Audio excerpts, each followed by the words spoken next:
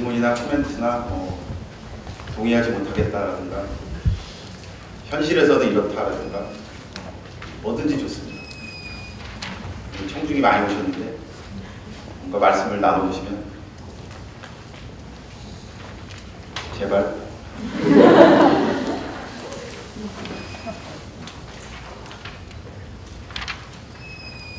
아니면 혹시 기다리시는 동안 신혁철 교수님 혹시 못다한 말씀이 있으시면 조금 뭐 조근호 교수님이나 제 발표에 대해서 안 말씀해 주시고 뭐든지 조금 말씀을 해주시면 이게 좀 다른 얘기인데요. 저는 가끔 궁금한 게 있습니다. 왜 이렇게 대한민국 사람이 많이 죽을까? 여러분 이해가 됩니까? 자살 연구하면서 이해가 되나요? 저도 일반적인 답밖에 없습니다. 헬조선이라고도 하고 저는 이해가 안 됩니다.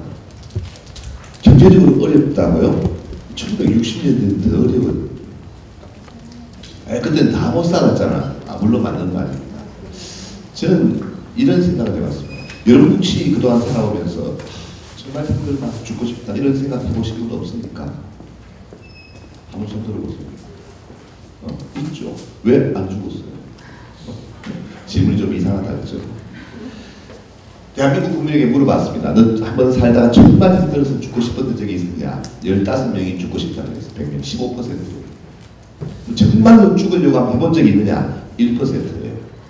그 중에 진짜 죽은 사람은 0.03%예요. 무슨 말인가요? 생각을 한다고 행동하지는 않는다는 뜻이에요. 죽고 싶다고 해서 다 죽었으면 여기 반밖에 안 남잖아요. 뭔가 살아야 되는 이유, 보호 팩터가 있었다는 뜻이에요. 아니면은 죽고 싶다는 생각을 행동화하지 않는 이유가 있다는 뜻이에요. 그런데 제 생각에는 그래요. 죽고 싶다는 사람이 늘지 않았어요, 분명히. 1960년대, 70년대 나는 죽고 싶었어요. 지금도 똑같아요. 문제는 행동화하는 횟수가 더 늘어나는, 행동화의 비율이 늘어나는 것뿐이에요. 제가 볼 때는. 옛날에는 죽고 싶다고 해도 그걸 막아주는 다양한 팩터들이 있었단 말이에요. 지금 그게 다 사라졌고 오히려 부추기는 팩터만 남아있는 거예요. 혼자 죽기 힘드니까 동시에 모여서 죽자고 사이트에 들어가가지고 하고 뭐 온갖 죽는 기법들이 나오니까 가지고 있던 생각을 절대 행동하지 않던 사람들이 행동하는 비율이 월등히 늘어버린 것이 아닙니까? 거기에 술도 일조하죠. 방금 말한 다른 자극들, 베르테르 효과, 온갖 것들이 작용하는 것이 아닌가 그런 생각도 해봅니다. 그런 의미에서 방금 우리 교수님께서 하시는 내용은 상당히 의미가 있고 앞으로 우리가 좀 추진해야 할 방향일까. 자살 예방에 필요하다든가 정신과 여러 문제와 동시에 콜라보레이션하면 좋을 것 같다는 생각을 했습니다. 예.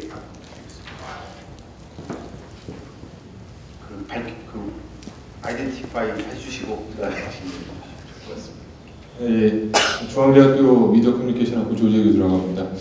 예, 일단 자살 예방 관련돼서 좀 분석 관련돼서 궁금한 게 한 가지 있었는데 분석이 아니라 웹툰을 제가 사실 정말 좋아하거든요. 좋아서 거기 아까 보니까 부활남이 이렇게 리스트에 상위권에 있었는데 부활남 같은 경우는 아시다시피 자살 장면이 정말 많이 나오거든요. 스스로가 계속 죽어야 다시 살아나서 또 액션을 또 취하고 또 죽고 그러는데 근데 그 부활남 같은 경우는 이 성인용 이런 게 아니기 때문에 사실 그냥 그 청소년들에게 그대로 그냥 노출되는 이런 실정인데 그 웹툰 같은 경우는 규제가 전혀 안 되고 있는 건지 이 부분이 조금 궁금해져요. 제가 알기로는 웹툰도 심의 대상입니다. 정확하게 심의 대상인데 아주 현실적으로 심의하지 못하고 있는 게 맞습니다. 그래서 웹툰에서 예를 들어서 우리나라 기본적으로 사전 심의는 없고요. 사후 심의에서 이제 누군가가 신고한다거나 아니면 발견된다거나 그러면 이제 심의 대상이 되는 건데 그 심의 규정에 보면 자살이라고 정확하게 나와 있지 않습니다. 그래서 예를 들어서 사회에 해한다든가 아니면 폭력, 그다음에 성적 표현 이런 것들이 위주예요 지금. 그래서 그 패러다임도 조금 변해야 되지 않느냐라고 해서 계속해서 진행을 하는 단계고요. 만약에 인원이 많으면 웹툰도 계속해서 부지런히 심의를 해야 되겠죠. 근데 해야 되는 건 맞지만 현실적으로 못하고 있는 것으로 제가 알고 있습니다. 예.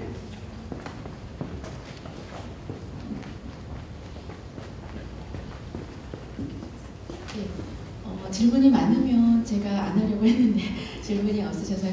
질문 시간이 생각보다 더 많이 남았습니다. 그래서 많이 해주시면 좋겠는데요.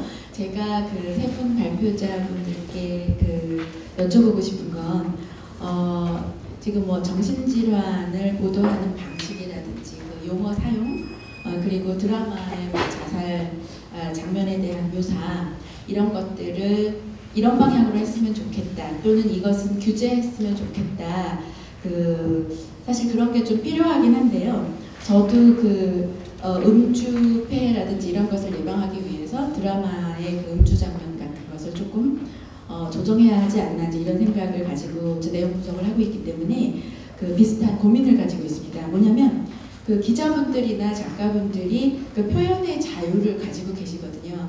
근데 이런 것은 좋지 않으니까 자제해 주세요. 이런 얘기를 과연 할 수 있는 자격이 있는가? 학회에서 또는 이제 뭐 글쎄요, 이제 염려하시는 분들이 그래서 저도 염려는 많이 하면서도 이분들의 표현의 자유와 상충되는 부분을 어떻게 해결해 드려야 하나 그런 고민을 많이 하고 있습니다. 여기에 대해서 세 분 발표자분들의 의견을 듣고 싶습니다. 아니면 여기 언론계 대표로 오신 권문재 기자님에게 한번 말씀을 해주시겠습니까? 그러실까요? 예, 그렇게 말 많이 했습니다. 아닙니다. 드라마라든가 이런 거 하고 보도하고는 좀 구별을 해야 될 것 같습니다. 보도 쪽으로 보면요, 제 생각에는 자살은요 아예 보도를 안 하는 게 최선입니다. 실제로 그랬습니다. 오스트리아 같은 경우에 비엔나에서는 오래전이긴 합니다만 자살이라는 죽음에 대해서 전혀 보도를 하지 않아요. 아예 보도를 못하도록. 그냥 죽었다는 얘기를 할 수 있지만 자살했다는 얘기는 아예 못하도록 금지했는데요. 자살률이 80% 줄었습니다. 그 정도로. 그러니까 아무 생각이 없던 사람이 그걸 본다고 절대로 죽지는 않습니다. 정말 죽고 싶다는 생각이 있는 사람이 행동하는데 그게 촉발인자로 작용하기 때문에 거기에는 엄격한 보도 지침을 지키는 게 맞습니다. 그리고 언론 자유하고 전혀 관계없는 대신에 드라마라든가 웹툰 이런 데는 약간의 표현의 자유들이 들어가니까 거기에 대해서 조금 더 다른 생각을 해야 될 것 같습니다. 추가 설명 잠깐만 드리면 지금 자살보도 공고 기준이 한 번 버전업이 돼서 지금 돼 있고요. 그 다음에 9개로 이루어졌고 거기에는 하지 말아라와 하라가 있습니다. 그러니까 쉽게 말해서 투두와 낫투두가 있고요. 그리고 낫투두는 뭐 아시겠습니다. 아까 무슨 장면을 보여주지 마라, 미워하지 마라 이런 거고. 그다음에 투두가 이제 인상적인데 자살 보도에 저는 의견이 좀 다릅니다. 자살 사건이 있을 때 자살 보도를 하지 말라는 것은 조금 현실적이지 않은 거고요. 근데 대안으로 제시를 할 수 있는 것은 자살 보도를 하는 건 좋지만 자살 보도에 대한 자살에 대한 어떤 부정적인 영향 그리고 만약에 아까 이제 신 교수님 말씀하시는 것처럼 누군가가 지금 좀 어려운 환경에 있다면 어떠한 도움을 받을 수 있는지에 대해서 저도 간단하게 실험을 했습니다. 예를 들어서 이런 겁니다. 이제 TV 뉴스 보도에서 어떠한 자살이 있고 벌어졌고 무슨 경제적인 어떤 게 있었고 이렇게 됐습니다. 라고 하면 마지막에 기자가 자살을 부르는 전조 증상의 하나의 우울증은 정신적 감기와 같으며 1339를 통해서 무슨 도움을 받을 수 있습니다. MBC 뉴스 유연재입니다. 이렇게 끝나라는 거예요. 근데 그렇게 했을 때는 큰 실험은 아니었습니다만 그때는 자살에 대한 태도가 약간 부정적으로 바뀝니다. 근데 그런 기재가 없을 때는 자살에 대한 태도가 계속해서 긍정적으로 유지되는 걸 봤거든요. 그래서 아마 드라마랑 보도는 조금 다릅니다만 보도는 그런 식으로 해서 되고 있는 것으로 현재도 지금 그러고 있습니다. 잠깐 보충하면 유 교수님 말씀이 중요한 이야기이기 때문에 자살을 보도하지 말라 그랬는데 그것도 있고 그 다음에 방금 말씀하신 그 연구도 있죠. 사실은 자살을 보도하는 것이 중요한 것이 아니고 그때의 태도가 더 중요한 것이다라는 것입니다. 그래서 거기에 대해서 우리나라 사람 정이 많잖아. 얼마나 힘들었으면 죽었겠느냐고 이딴 소리 하고 있습니다. 그렇게 하면 안 됩니다. 큰일 납니다. 그 자살 자체에서 엄격하게 부정적으로 보도하고 대안을 제시하는 것이 가장 좋은 보도 태도다. 이렇게 되어 있습니다. 예, 질문 조용히. 네, 국립정신건강센터 이상욱입니다.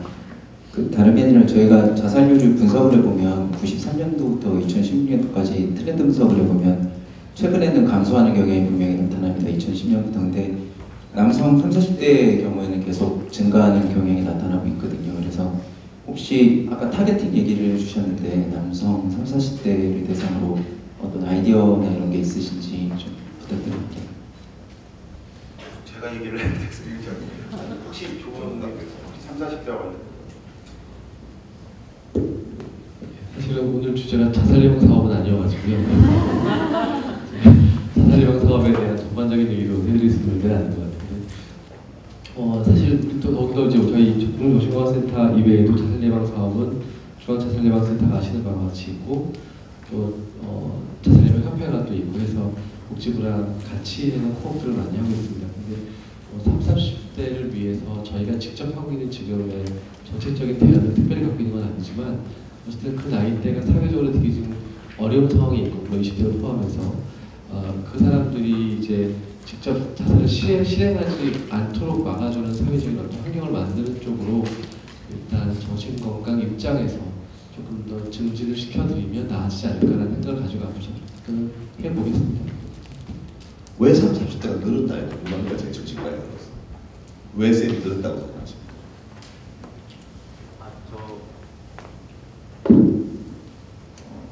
제가 연구한 분야 중에 하나 경제적 효과 부분이 조금 있기는 했습니다. 30대 여자도 경제적으로 어렵게 똑같잖아요. 남성이 더 경제적인 영향을 많이 받는 거예요. 그게 제 생각은 그렇습니다. 이게요, 직장과 관계가 있습니다. 대한민국의 남성들이 최근에 40대, 저는 기업을 상대하니까요, 40대 초반의 남성들이 가장 위험한 연령대인데요. 이 사람들이 변동에 제일 예민한 시기입니다. 대한민국 남자들의 특성 때문입니다. 집에서 더럽게 못하면서 책임감은 세계 최고로 강합니다. 직장이 사라지면 죽는 줄 압니다. 가족들이 모두 자기에게 달려있다고 믿습니다. 이런 나라가 대한민국밖에 없습니다. 사실은. 그 엄청난 책임감과 부담감을 가지는 대신에 집에 가서 하는 꼴을 보면 잘 못하거든요.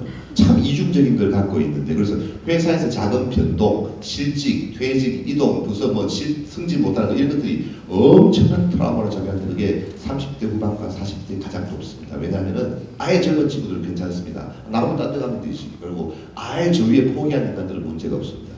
그리고 애매모호하게 걸려있는 인간들이 너무나 긴장 속에서 그럴 때 영향을 많이 받기 때문에 이런 경제적인 위기가 찾아오면 가장 취약한 사람들이 바로 그 사람들입니다. 아마 그 영향이 클 것 같아서요, 기업에서 그런 것을 다뤄줘야 되는데 아마 그런 연구들을 지금 많이 하고 있습니다. 소통으로 말씀드리면 아시겠습니다만 저희 학교에서 5분 거리에 있는 마포대교 있지 않습니까? 거기에 그 생명의 달이 있는데, 거기 혹시 지나가 보신 분 계셨는지 모르겠습니다만, 거기 보면 밥은 먹었어? 그다음에 가족은 언제 봤니? 막 이렇게 얘기하거든요. 근데 그때 어떤 연구에서 30, 40대 남자가 만약에 길 지나간다.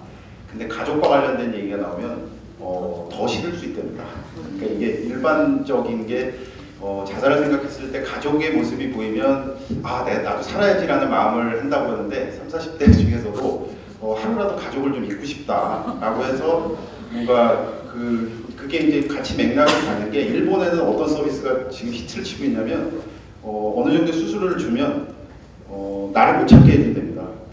가족들도 나를 못 찾게 해주고 모든 걸 나에 대한 정보를 없애주고요. 물론 그 나머지 인생은 제가 노숙자로 살아야 됩니다. 그러니까 뭔가 그게 함의가 조금 있지 않을까. 그래서 꼭 30, 40대는 무조건 30, 40대니까 가족 쏘고 아들 모습 이렇게 보이면 그게 더 부담이 될 수도 있다. 그런 연구가 있었던 모습이라고 했습니다. 또 질문. 네, 안녕하세요. 데일리 CJ 기자 김보미입니다.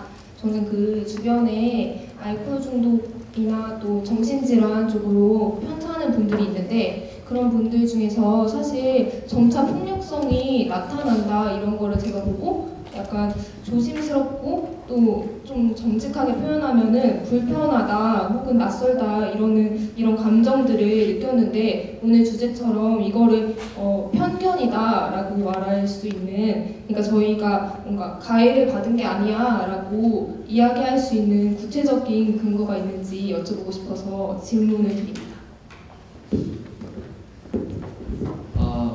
난폭해지거나 폭력적이 된 거는요, 난폭해지고 폭력적이 된 거죠. 그걸 저희가 그 사람이 한 거는 난폭하지 않고 그 사람이 한 건 폭력적이지 않다고 얘기할 수는 없습니다. 근데 이제 우리가 생각해야 되는 이제 인식 개선을 하고 그걸 통해서 무엇인가 사회에 변화를 주겠다고 하는 거는 크게 말하면 두 가지 이유 때문인데요. 하나는 문제가 있어도 문제가 있는 걸 숨기고 도움을 찾지 않는 일반 사람들의 문제, 아니면 문제가 심각하기 때문에 심각한 사람들에 대한 사회적인 배척이나 사회적인 배제가 문제인 거거든요. 근데 앞서 말씀드린 것처럼 그렇게 중독 문제가 있거나 알코올 문제가 있어서 그 주변 사람들 힘들게 하는 경우에 그 사람들이 자기 문제를 빨리 노출할 수 있고 빨리 그 사람들이 치료 찾을 수 있도록 도와주는 인식의 변화가 필요한 거고, 폭력적인 문제가 있을 때는 거기에 대해서 대처를 해야 되겠죠. 이렇게 생각하시면 좋겠습니다. 알코올 중독자 난폭한 사람, 정신질환자 걸려 난폭한 사람 만나면 불편하시다고요? 저도 불편합니다. 당연한 것입니다. 그런데 통계적으로 봤을 때 마누라 때리는 사람 가운데 정신질환이 있어서 때리는 경우하고 멀쩡한 인간이 때리는 거 비교해봤을 때는 더 낫더라, 그 뜻입니다. 무슨 말인지 아시겠죠? 정신질환으로 때리면 당연히 가슴이 불편하죠. 그건 너무나 당연한 것인데 그게 이슈가 되어서 그렇지, 실제로 보면은 매 맞는 아내 가운데 정신질환 남편 때문에 맞는 경우보다는 멀쩡한 인간이 때리는 경우가 월등히 더 많다는 뜻입니다. 상식적으로 생각하면 그렇다는 이야기입니다. 오늘 제가 사실은 제가 말을 많이 했는데 마치면서 제가 인사 겸 제가 여기 안 올라 그랬어요. 뭔지도 모르고 왔어요, 사실은. 하도 부탁을 해가지고 오늘 우리 학회예요. 내려가야 되는데 못 내려가고 잡혀왔어요. 괜히 가는 돈 안 오는데 할 말도 없다 그러고 왔는데 와보고 감동도 했고 또 고맙다는 생각이 들어요. 많이 배웠어요. 그래, 저런 시각으로 저렇게 볼 수 있겠구나. 앞으로 우리 사회에서 정신질환에 대한 편견과 오해, 미디어에 대한 걸 할 때 상당히 큰 도움이 되겠다. 많은 팁도 얻었으면 고맙게 생각하고, 앞으로 여러분들이 아마 우리 사회의 멘탈 헬스의 증진과 또 여러 가지 자살 예방에도 큰 일조를 할 수 있겠다는 생각이 듭니다. 제가 30, 40대 자살률이 높다는 얘기를 했잖아요. 그 큰 이유 중에 또 하나가 아파도 아프다 소리를 할 수가 없는 그런 문화입니다. 30대, 40대 남자가 어떻게 힘들다는 소리를 합니까? 힘들 때 나 힘들어요, 도와주세요 라고 말할 수 없는 분위기가 우리 사회에 깔려 있습니다. 그때 그들이 와서 전문가에게 도움을 청하고 힘들다고 고백을 했다면 그 아까운 목숨을 살릴 수 있는 길이 있지 않았을까 하는 생각을 하면서, 그런 의미에서 오늘 이 자리가 상당히 중요한 자리가 될 거라고 생각합니다. 고맙습니다.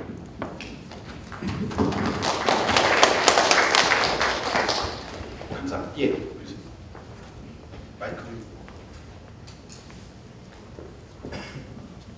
예, 국립정신건강센터 사업부장 황태현입니다.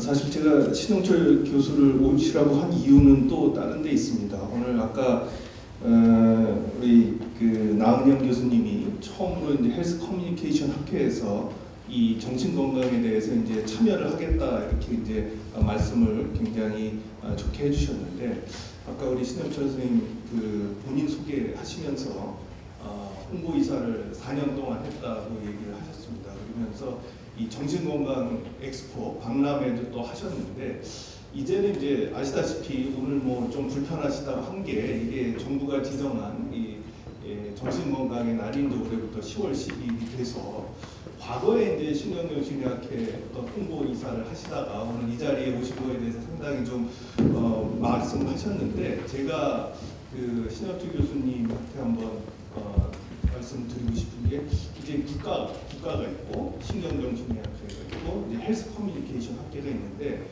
결국 우리가 정신질환에 대한 낙인이라든지 편견을 해소하기 위해서는 민간과 국가가 같이 이제 콜라보레이션을 해야 될 거라고 생각이 되는데, 그래서 내년부터라든지 앞으로 우리나라에서 이렇게 소위 그 편견에 의해서 고통받고 있는 환자나 가족들, 그리고 많은 그 잘못된 인식 때문에 치료를 받지 못하는 국민들을 위해서 국가는 어떻게 해야 될지, 또 학회나 이런 커뮤니케이션 학회는 어떤 역할을 해야 될지에 대해서 우리 신혁 선생님 평소 가지고 계신 생각을 좀 들었으면 좋겠습니다. 잘 모르겠습니다. 한 가지만 합니다. 다른 건 그 잠깐 얘기했지만 정신건강의 날부터 한번 그것만 얘기해보죠. 4월 4일이 정신건강의 날입니다. 대한신경정신학회 48년 전인가요? 몇 년 전에 이미 만들어가지고 40몇 년간 중간에 약간 갭이 있습니다만 행사를 하고 있습니다. 왜? 죽을 산자 두 개가 모여서 편견과 오해와 이것이 정신질환을 바꿔보자 그래서 4월 4일을 정신건강의 날로 지정하고 지속적으로 해왔습니다. 아마 정부와 복지부에서는 10월 12일로 하자고 그랬는데 그동안은 4월 4일이었어요. 이걸 10월 달로 바꾸는 문제에 대해서 우리 황 선생님 어떻게 생각하세요? 이렇게 얘기하면은 아마 정신과학에서 반대할 겁니다. 아, 우리가 40몇 년을 해왔는데 이제 와가지고 뭐 일회 정신건강이라고 일회 정신건강이라서 내가 하지 말라고 그랬어요. 좀 이상하다. 이미 4월 4일을 수십 년 해오고 있는데 어떻게 지금 일회 정신건강이라는데 아마 두 집단의 의견이 맞지 않아서 그랬을 겁니다. 제 개인적인 생각은요. 저는 바꿔도 된다고 생각합니다. 중요한 것은 그게 아니거든요. 날짜가 뭐 중요합니까? 그러면 별로 중요한 것이 아닙니다. 정말 진정성을 가지고 있느냐는 겁니다. 전혀 다른 얘기인데 재밌는 얘기하고 제가 맞을게요. 정신과 의사가 끝났다는 걸 알고 계시죠? 알파고를 어떻게 이깁니까? 못 이깁니다. 환자가 들어오면 눈빛, 표정, 목소리, 그릇거리만으로 우울증을 진단할 수 있는 시대가 옵니다. 우울증입니다. 힘드셨죠? 이딴 소리를 짓거릴 수도 있습니다. 알파고가. 끝났죠? 아닙니다. 알파고도 얘기할 수 있습니다. 아프냐? 나도 아프다. 근데 알파고가 절대 못하는 게 있습니다. 쥐가 아프면서 그 얘기를 할 수는 없습니다. 이게 바로 인간이 가진 최고의 무기 진정성이라는 것입니다. 어느 학교든 어느 기관이든 정말 진정성을 갖추고 이걸 한번 바꾸어보자 라고 의지를 갖게 된다면 날짜나 방법 이거는 충분히 우리가 의논할 수 있는 문제라고 생각합니다. 제 개인적인 생각입니다. 감사합니다. 교수님. 거의 시간이 됐는데 아까 이제 그 플로우의 학생이 질문을 너무 하고 싶다고 그래서 그 학생 질문을 마지막으로 하고 커피 브레이크를 갖도록 하겠습니다. 학생 마이크. 예. 하십시오. 안녕하세요. 저는 강남대학교 공공인지학과 학생 조희선입니다. 저는 제가 과제를 받은 그 주제를 탐색하려고 이 자리에 왔는데요. 저는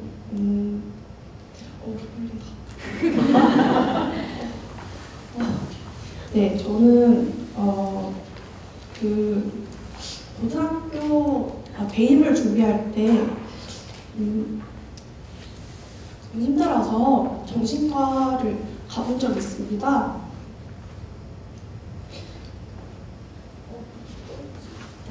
천천히 얘기해요. 괜찮아요. 네, 천천히 얘기해도 괜찮아요.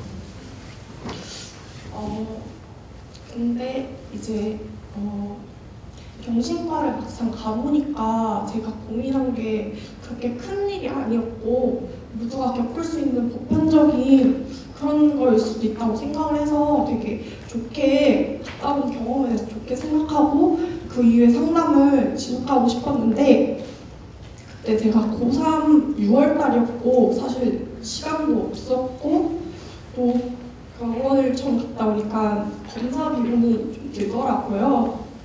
그래서 부모님이 동반해야 검사도 할 수 있거든요. 그래서 그때 또 부모님도 오셨는데